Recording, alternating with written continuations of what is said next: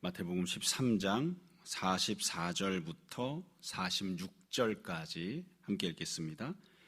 천국은 마치 밭에 감추인 보화와 같으니 사람이 이를 발견한 후 숨겨두고 기뻐하며 돌아가서 자기의 소유를 다 팔아 그 밭을 사느니라. 또 천국은 마치 좋은 진주를 구하는 장사와 같으니 극히 값진 진주 하나를 발견하며 가서 자기의 소유를 다 팔아 그 진주를 사느니라. 아멘. 마태복음 13장은 예수님께서 비유들을 통해서 설교하시는 내용으로 되어 있습니다. 비유들이 모두 3번에 걸친 소단락으로 이루어져 있습니다. 첫 번째 소단락에서는 씨 뿌리는 비유가 나왔고요. 두 번째 소단락에서는 가라지 비유, 겨자씨 비유, 누룩 비유가 나왔습니다. 각각의 소단락들마다 처음에는 비유를 말씀하시고 비유로 말씀하시는 이유를 설명하시고 마지막으로 비유에 대한 해석을 해주셨어요. 오늘 읽은 이 44절부터 시작해서 세 번째 소단락이 시작됩니다. 이번에도 3개의 비유가 나오는데 처음에는 밭에 감춘 보화 비유, 두 번째는 값진 진주 비유, 그리고 마지막 세 번째가 그물에 물고기를 잡는 비유가 나옵니다. 오늘은 앞에 나와 있는 2가지 비유를 함께 살펴보려고 합니다. 이 세 번째 소단락 비유 내용을 보면 예수님께서 비유만 말씀을 하시고 그리고 비유를 말씀하시는 이유도 말씀을 안 하시고요. 해석도 맨 뒤에 간단하게 짧게만 말씀을 하시고 제자들이 모든 비유를 또 알아들었다고 그렇게 고백을 합니다. 이건 뒤집어 이야기하면 지금 예수님이 말씀하시는 이 밭에 감추인 보화 비유 같은 경우에 누구나 들으면 다 알 수 있는 아주 쉬운 평이한 그런 내용이기 때문이 아닌가 싶습니다. 사실 비유를 우리가 읽고 또 묵상을 할 때에는 예수님이 비유를 말씀하시는 목적이 있거든요. 그 이유는 무언가 주제를 예수님이 말씀하시려고 하는 핵심 진리를 좀 더 쉽게 분명하게 말씀하시기 위해서 비유를 말씀하시는 겁니다. 어렵게 말씀하시려는 게 아니라 쉽게 말씀하시려는 거예요. 그리고 또 비유는 핵심 주제들이 1가지, 2가지 명확하게 있어서 어린 아이들도 들으면 이게 무슨 얘기 하려고 하는 거다 알아들 수 있게끔 그렇게 하십니다. 그래서 비유를 우리가 해석할 때에 또 묵상할 때에 지나치게 작고 하나에 얽매이거나 또 비유의 핵심 주제에서 벗어나는 다른 여러 가지 내용들을 너무 깊이 유추하거나 사실 그럴 필요가 없습니다. 또 그렇게 하다 보면 조금 잘못된 방향으로 나가는 경우들도 생기고요. 그래도 오늘은 이 44절에 나오는 밭에 감추인 보화 비유를 조금 그래도 좀 범위에서 벗어나지 않는 한도 정도 해서 조금 더 상세하게 생각하고 살펴보려고 합니다. 이 밭에 감추인 보화를 잘 이해하면 그 뒤에 나오는 비유들도 비슷한 맥락으로 또 얼마든지 쉽게 이해할 수 있습니다. 먼저 이 44절에 나오는 비유를 보면 시작점이 이렇게 되어 있죠. 핵심 주제가 나옵니다. 천국은 이렇게 시작합니다. 주제가 이미 주어져 있어요. 핵심 주제는 천국입니다. 예수님이 이 비유 말씀하시는 목적은 천국에 대해 말씀하시기 위해서고요. 계속 반복해서 말씀드리는 대로 여기서 나오는 천국이라고 하는 것은 우리가 죽은 다음에 가는 천국, 그거 말고 영생 누리면서 가게 되는 천국, 그 천국 말고 예수님 믿고 이 땅에서 살아가면서 구원받은 사람이기 때문에 누리고 살게 되는 천국, 그 천국에 대해서 이제 예수님이 말씀을 하시는 거예요. 천국을 무엇이라고 말씀하셨냐면 마치 밭에 감추인 보화와 같다 이렇게 말씀을 하셨습니다. 밭에 감추인 보화와 같다. 이게 처음 시작하는 상황인데 밭에 감추인 보화라고 하는 것은 특징이 있습니다. 이 상황 자체가요. 일단 이 밭에 감추었다라고 하는 이 내용을 보면 여기 감춰 있는 보화는 내게 아닌 거죠. 내게 아닙니다. 이 보화는 남의 소유물이고요. 그리고 가서 일을 하게 되는 밭도 남의 밭입니다. 그러니까 남의 밭에 있는 남의 소유물인 보화예요. 뿐만 아니라 이 보화 같은 경우에는 두 번째 또 다른 특징이 있습니다. 감춰져 있습니다. 그러니까 그냥 이렇게 뜩 보면 저기 보화가 있네 이렇게 알 수 있는 게 아니에요. 또 세 번째 중요한 특징이 있어요. 이 보화는 내 돈으로 못 삽니다. 내 돈을 가지고서는 살 수 없는, 가령 내가 갖고 있는 재산이 1,000만 원인데 여기는 보화 가치가 1,500만 원이다. 그럼 그렇게 매력적이지 않을 거예요. 근데 여기 있는 보화는 내 힘으로 얻을 수 없는, 내 돈으로 살 수 없는, 그러니까 내가 갖고 있는 전 재산을 다 털어봤자 1,000만 원일 때 보화가 한 100억쯤은 돼야 이런 보화가 이런 느낌이 드는 거죠. 그래서 남의 밭에 있는 남의 소유물인 것이고 어쩌다 보니 찾게 되는 것이고 그리고 내 힘으로는 살 수 없는 그런 특징을 갖고 있는 것입니다. 이 사람이 어떻게 해서 이 보화를 발견하게 됐을까요? 밭에 가서 일을 하다가 발견을 하게 된 거죠. 일을 하게 됐을 때도 잘 생각해 보시면 원래 부활을 찾겠다는 목적을 가지고 일을 한 게 아닙니다. 어쩌다 보니 거기 가서 찾게 된 거예요. 사실은 우리가 예수님 믿게 된 것도 비슷하고요. 예수님께서 제자들을 부르실 때도 마찬가지여서 제자들 중에 나는 어떻게 하면 천국과 영생을 얻을까? 그게 내 힘으로는 얻을 수 없는데, 내 돈으로는 살 수 없는데 그걸 어떻게 하면 얻을까? 이 궁리를 깊이 고민을 하다가 주님을 찾은 그런 사람 거의 없습니다.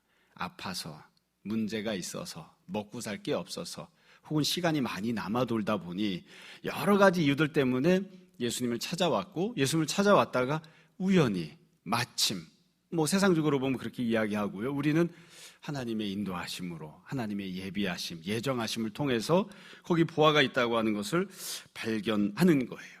여러분, 이 밭에 있는 부화를 발견했다고 하는 데서 사실 본문에서 상세하게 나오진 않지만 저는 그런 생각을 좀 해봅니다. 이 농부가 어떻게 해서 발견을 했을까 생각해 보시면, 저는 농사꾼이 아니기 때문에 이 땅을 얼마나 파는지, 어떻게 파는지 사실 이런 걸 상세하게 모릅니다. 근데 그냥 상식적으로 생각했을 때 내가 일꾼이 돼서 밭에 나가서 일을 합니다. 땅을 얼마나 팔까요? 1m를 파겠습니까? 2m를 파겠습니까? 그리고 나서 생각해 보시면 참 묘한 사실을 알 수 있어요. 여러분, 입장을 바꿔놓고 생각해 보세요. 보화를 숨겨놓았다고 치자고요. 여러분 같으면 보화를 숨길 때 얼마를 파놓고 숨기시겠습니까? 그래도 5m, 10m는 파야 되지 않겠어요? 내가 숨겨놓는 건데 딴 사람이 발견하면 안 되는 거잖아요. 그러니까 몰래 숨겨놓으려고 하면 깊이 파놨을 거예요. 그냥 일을 하고 있는 농부가, 일을 하고 있는 품삯받는 품꾼이 가서 농사일한다고 이것 좀 파다가 발견할 수 있는, 이건 아주 얕게 숨겨놨다는 뜻이거든요. 그래서 우리가 생각을 해보게 됩니다. 이게 좀 한 걸음 더 나아간 추측일 수도 있지만 가만히 생각해 보면 누가 숨겨놨을까? 두 가지 가능성이 있습니다. 하나는 이 밭 주인이 숨겨놓은 게 아닌 거예요. 다른 사람이 숨겨놓은 거예요. 다른 사람이 숨겨놓는데 너무 시간이 없다 보니까 남의 밭에다가 슬쩍 파가지고 그냥 넣어놓고 나중에 와서 찾아가야지, 이랬을 가능성이 있습니다. 그랬을 수도 있고요. 또 다른 가능성이 있는데, 저는 이 두 번째 가능성이 현실적으로는 가능성이 떨어지긴 하지만 또 다른 한편으로는 굉장히 현실적이라고 생각해요. 그건 뭐냐면 밭 주인이 숨겨놓은 겁니다. 밭 주인이. 여러분, 제가 이게 한번 생각을 해보면서 내가 밭 주인이고 보화도 주인이에요. 그래서 내 밭에다가 숨겨두기로 했어요. 그러면 여러분 같으면 어떻게 숨겨둘까요? 아까 말씀드린 대로 5m는 파야죠. 깊이 숨겨놔야 되겠죠. 그리고 다른 일꾼을 쓰겠습니까? 안 쓰겠습니까? 안 쓰죠. 내버려 둘 거예요. 그까지 일 좀 땀 시켰다가 누가 그 보화를 훔쳐가면 어떻게 합니까? 그냥 잡초가 자라든 말든 내버려 두는 게 맞겠죠. 그래서 현실적으로 보면 어떻게 이해하는 게 타당하냐면, 어쩌면 이 주인은, 이 보화의 주인은 자기 밭에다가 야트막하게 숨겨놓고 농부가 와서, 품꾼이 와서 이것을 발견하기를 원했는지도 모릅니다. 일부러 주기 위해서 그렇게 했을 가능성이 있는 거예요. 제가 왜 이렇게 말씀드리냐면, 예수님 믿는 사람들, 우리가 처음 교회를 다닐 때, 예수님 만났을 때 다 이렇게 만났기 때문입니다. 우리 가운데 처음 예수님 만나고 신앙생활하면서 예수님이 우리에게 천국을 주신다, 영생을 주신다, 우리가 돈으로 살 수 없는 엄청난 보화를 주신다라고 하는 것을 40일 금식 기도하고 땅을 10m 파고 그런 열심을 가지고 하다가 발견하게 되는 사람 거의 없습니다. 그냥 무언가 내가 원하는 게 있어서 왔다가 그냥 슬쩍 앉아서 말씀 듣고 있다가 이건 내가 생각한 거랑 다른데, 내가 원했던 것이 아닌 또 다른 보화를, 비교할 수 없는 보화를 주님이 나에게 주시려고 하는데 그렇게 쉽게 발견을 했다고요. 그러니까 예수님께서는 아무도 발견을 못하게 하려고 깊이 파두신 게 아니라, 오기만 하면, 그냥 앉아서 말씀을 듣기만 하면 누구든지 쉽게 발견할 수 있으라고 살짝 얕게 그냥 보화를 숨겨두신 거예요. 그래서 지금 이 보화 비유를 보면 참 예수님이 우리를 부르실 때, 우리가 신앙생활 시작할 때랑 비슷한 모습들이 참 많습니다. 모르겠습니다. 사람마다 좀 입장이 다르고 다르게 유추할 수도 있는데 저는 그렇게 보여요. 만약에 이 보화의 주인이 밭 주인이라고 한다면, 아닐 수도 있지만 누구든 발견할 수 있게끔, 와서 일하는 사람이 발견할 수 있게끔 얕게 숨겨놓은 게 아닌가 싶은 생각이 듭니다. 자, 그리고 난 다음에 이게 상황이었는데 이 사람이 어떻게 했는가? 일단 발견을 하죠. 중요한 건 발견을 한 겁니다. 발견을 한 다음에 이 사람이 하는 행동이 중요하죠. 적절하게 행동을 합니다. 어떻게 행동을 했는가? 그 뒤에 보면 한 단어 예수님께서 의미를 심어서 꾹꾹 이렇게 비유를 말씀하셨어요. 사람이 이를 발견한 다음에 어떻게 하는가? 제일 처음에 하는 행동은 숨겨둡니다. 숨겨둬요. 참 묘해요. 원래 주인은 얕은 곳에 숨겨뒀을 거예요. 그래서 발견을 했잖아요. 농사를 조금 짓다가 쟁기질을 하다 보니까 걸리는 게 있어서 발견을 했잖아요. 근데 이 사람이 보화를 발견한 다음에 어떻게 한다고 되어 있냐면 자기가 다시 숨깁니다. 자, 이번에 숨길 때는 어떻게 숨겼을까요? 여러분이 만약에 보화를 발견하면 어떻게 하시겠습니까? 이번에는 깊게 파겠죠. 다른 사람이 혹시 와서 일꾼으로 와서 일을 하더라도 못 찾아낼 만큼 깊게 파겠죠. 그래서 실제로 밭에 감추인 보화라고 하는 이 제목은 두 가지 의미가 다 있습니다. 하나는 첫 주인이 숨겨둔 보화라는 뜻이고요. 또 하나는 발견한 사람이 아주 깊이 파서 딴 사람은 못 발견하게끔 숨겨둔 보화가 되는 거예요. 그러니까 이렇게 숨겨두는 이유는 다른 사람은 몰라도 나는 꼭 이거를 차지해야 되겠다. 나는 이걸 꼭 내 소유로 만들어야 되겠다. 그런 생각이 있는 거죠. 그러니까 보화를 귀하게 여기는 행동을 이미 하기 시작하는 겁니다.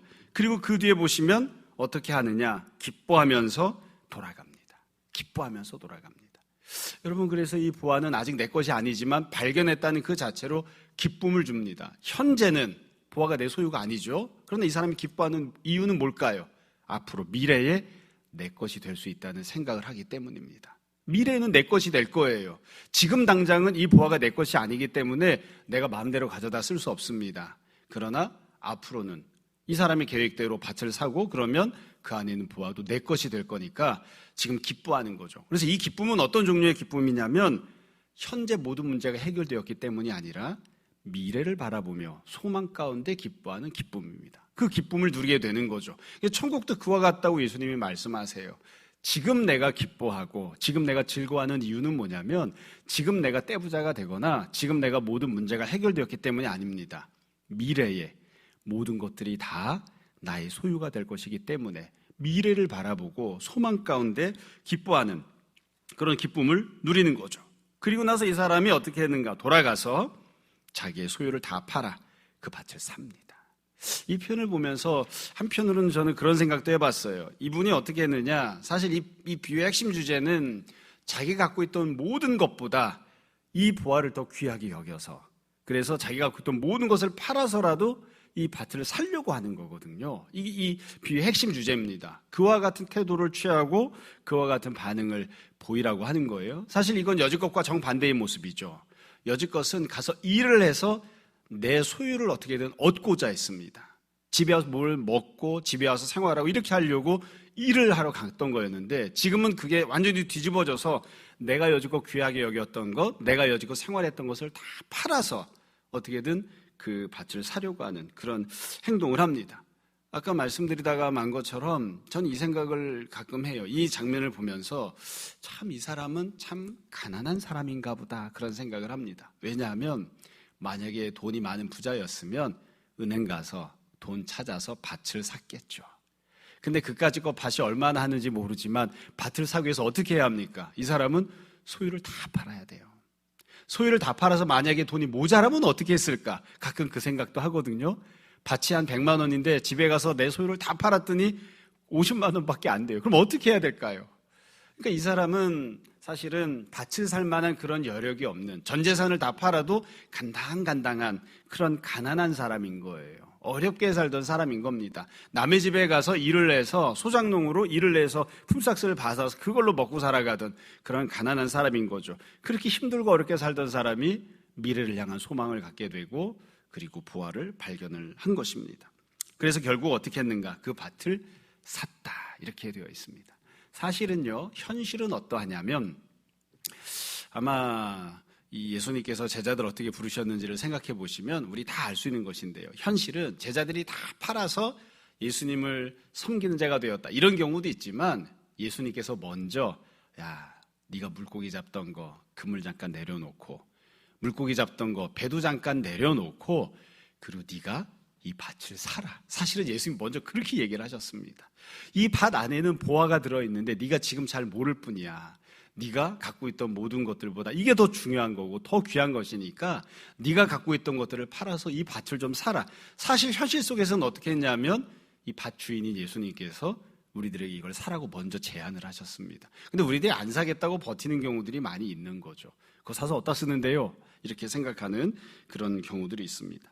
자, 여러분, 그래서 이 비유 내용은 이렇게 해서 마무리가 됩니다. 아주 간단해요. 이 비유를 보면서 우리가 생각해야 될 점이 몇 가지가 있습니다. 천국은 어떠한 곳인가? 바로 이러합니다. 밭에 감추어져 있는 보화입니다. 앞부분서부터 계속 다시 말씀드리지만 천국에 들어가면 우리가 영생을 누리게 되고 하나님의 영광을 보게 될 것이고 우리 돈으로, 우리 힘으로 살 수 없는 엄청난 것을 우리가 누리게 될 겁니다. 그래서 우리는 전 재산을 팔아도 보화는 살 수 없습니다. 대신 보화가 있는 밭은 살 수 있습니다. 밭은 살 수 있어요. 그러니까 예수님께서도 그 밭을 사라고 하시는 거예요. 보화는 살 재간이 없잖아요. 현실 속에서 보면 그래요. 우리가 천국을 살 힘도 없고 천국을 살 돈도 없고 영생을 소유할 수 있는 자기도 갖추고 있지 않습니다. 그러나 교회는 나올 수 있습니다. 그러나 주님을 섬기기 위해서 무언가를 자그마한 건 할 수는 있습니다.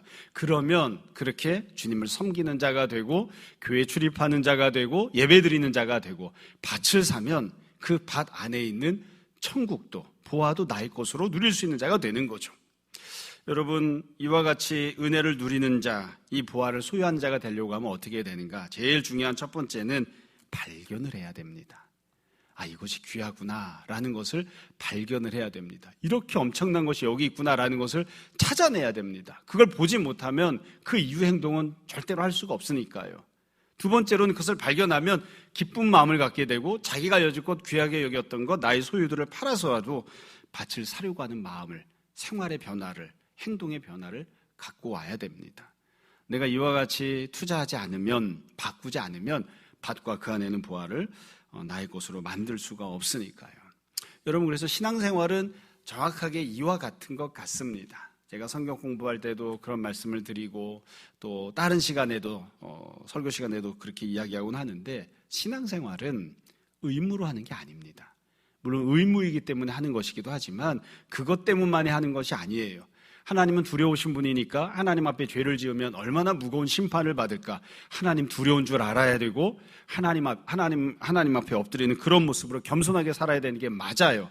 그러나 그것보다 더 중요한 근본은 무엇이냐면 하나님을 즐거워하는 겁니다. 미래를 바라보고 소망을 품는 겁니다. 지금 당장은 가난하고 지금 당장은 아무것도 바뀐 게 없지만 그러나 내가 저 밭을 사게 될 것이고 그 밭을 사게 되면 그 안에는 보아도 나의 것이 될 것이니까 지금 이미 기쁘기 시작하는 거예요. 미래를 바라보고 기쁨을 누리는. 그래서 즐거운 마음으로 이걸 하는 겁니다. 즐거운 마음으로 나의 재산을 팔고 즐거운 마음으로 시간을 들이고 즐거운 마음을 갖는 거죠.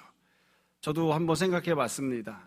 현실 속에서 그런 일은 없지만 어느 땅에 보화가 있다는 것을 알게 되었어요. 지금 당장 그 땅을 살 돈이 없어요. 그래서 얼마간 있다가 그 땅을 사야겠다고 돈을 모으고 있습니다. 아마 딴 사람은 몰라도 저는 그 땅을 앞에 맨날 왔다 갔다 하면서 쳐다보겠죠. 그리고 막 미친놈처럼 웃고 있겠죠. 아, 좋은데? 이러고서는 조금 있으면 저게 내 것이 될 것이니까. 이제 그렇게 되는 거죠. 그래서 예수님이 지금 말씀하시는 것처럼 예수님 믿고 살아가는 성도는 이 땅에서 어떻게 사는가? 기쁨을 누리고 살아갑니다. 왜냐하면 장차 영생과 천국이 주어질 것이고 나는 그것을 발견했으니까요. 그리고 그것을 나의 것으로 만들기 위해서 이제 여지껏 내가 중요하게 여기던 것들을 잠시 좀 내려놓고 더 귀한 것을 바라볼 것입니다. 여러분, 우리가 이와 같은 모습으로 신앙생활을 할 수 있었으면 좋겠습니다. 우리가 오늘 본문 45절, 46절은 해석하고 설명하지 않지만 이건 다음번에 더 이어서 말씀을 드리겠습니다. 우리가 이미 밭에 감춘 부활을 잘 발견한 사람들이 되었으니까 이것이 얼마나 큰 은혜인지를 잘 생각하고 이로 인하여 기쁨도 누리고 무엇이 중요한지를 잘 생각해서 우선순위도 잘 두고 그런 모습으로 지낼 수 있었으면 합니다. 여러분, 이 땅을 살아가면서 가난한 모습 지금 당장 안 바뀝니다. 고통이 있는 것도 지금 당장 안 바뀝니다. 그러나 우리는 밭에 감춘 부활을 발견한 사람들입니다. 주님이 주시는 위로를 받고 주님이 약속하신 안식과 평안을 바라보고 소망 가운데 기쁨 누리며 살아가는 우리 모두가 되었으면 합니다.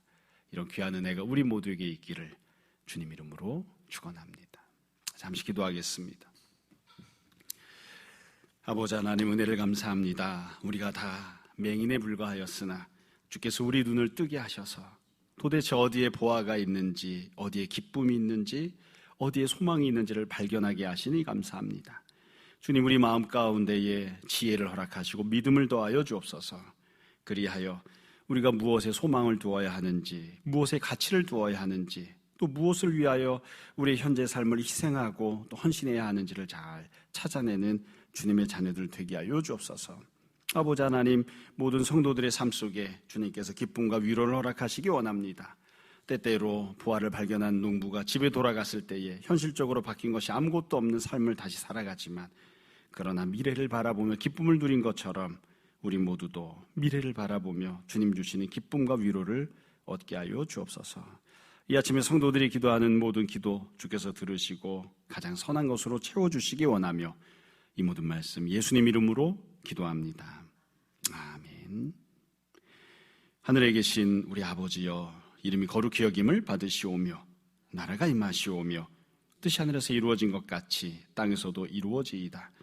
오늘 우리에게 일용할 양식을 주시옵고 우리가 우리에게 죄 지은 자를 사하여 준 것 같이 우리 죄를 사하여 주시옵고 우리를 시험에 들게 하지 마시옵고 다만 악에서 구하시옵소서. 나라와 권세와 영광이 아버지께 영원히 있사옵나이다. 아멘.